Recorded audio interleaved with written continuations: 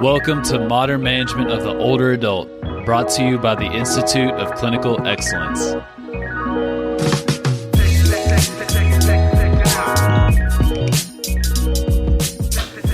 Good morning, MMA community, and happy Friday. My name is Annoushka, and I am a member of the Modern Management of Older Adult Division of the Institute of Clinical Excellence.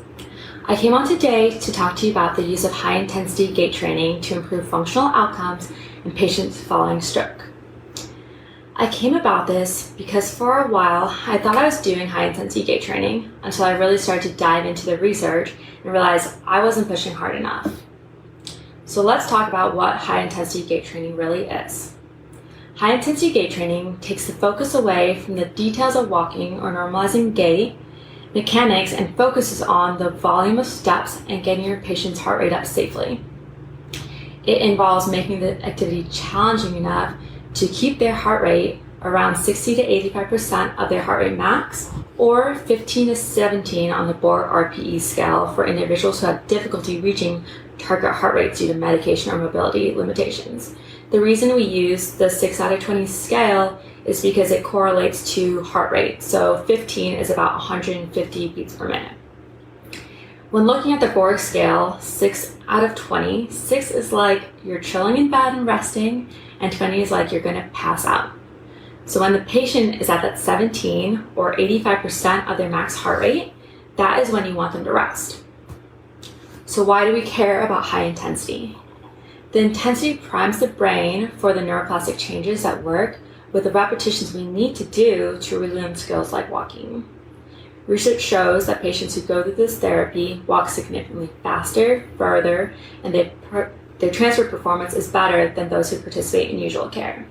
When I was looking through the research, some of them show about like 800 to 1,000 more steps per visit, which correlates then to even more steps per day for that patient and more carryover through their days than usual care patients.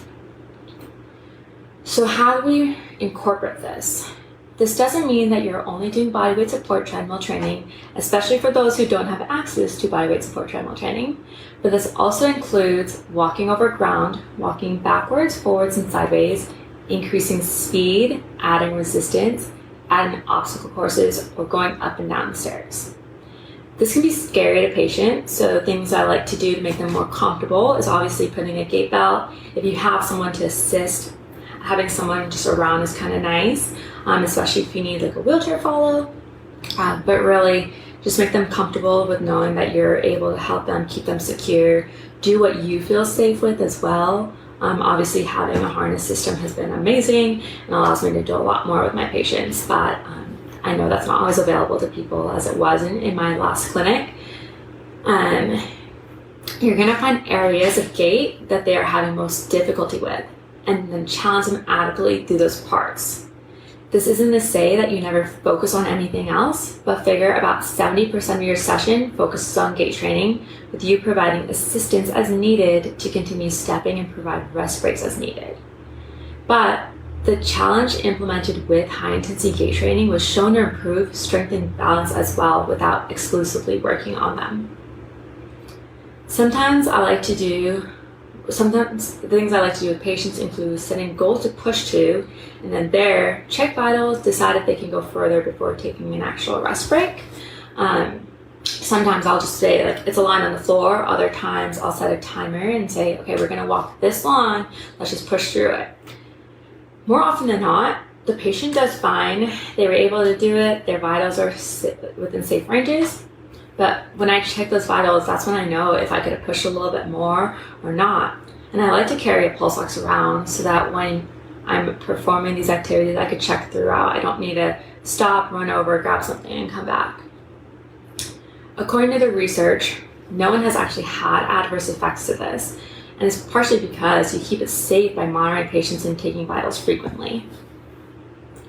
So a quick recap: high intensity involves high volume stepping and getting into ranges of 60 to 85% of heart rate max, or 15 to 17 on the Borg RPE scale. You want your patient to walk over ground, change directions, increase speed, implement resistance, negotiating obstacles, or even trying stairs based on their ability and where they have difficulty.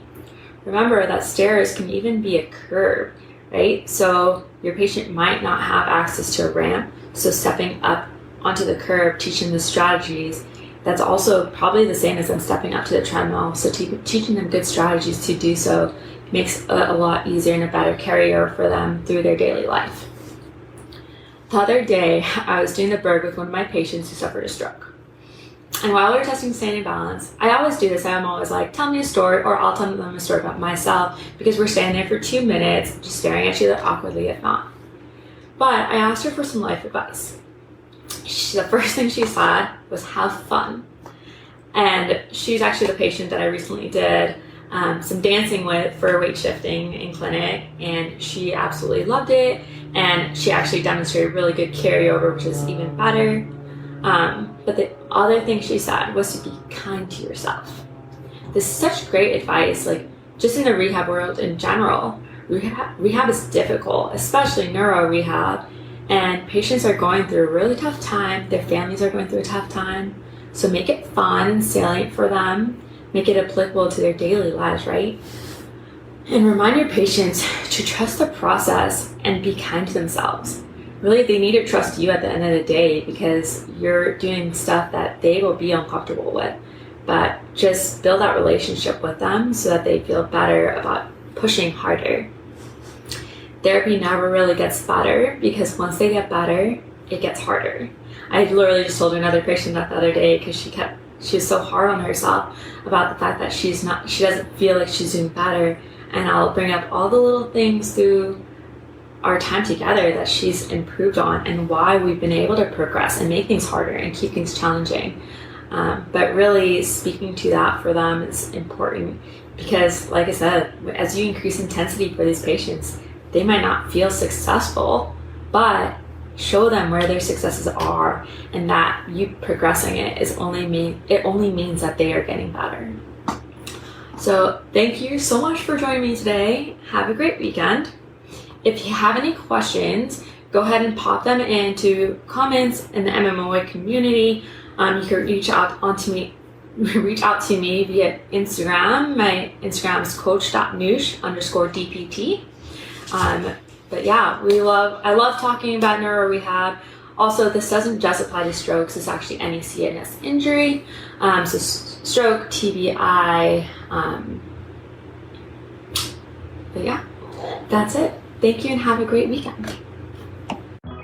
Thank you for listening to the MMOA podcast. If you found this helpful, please share with someone that could benefit.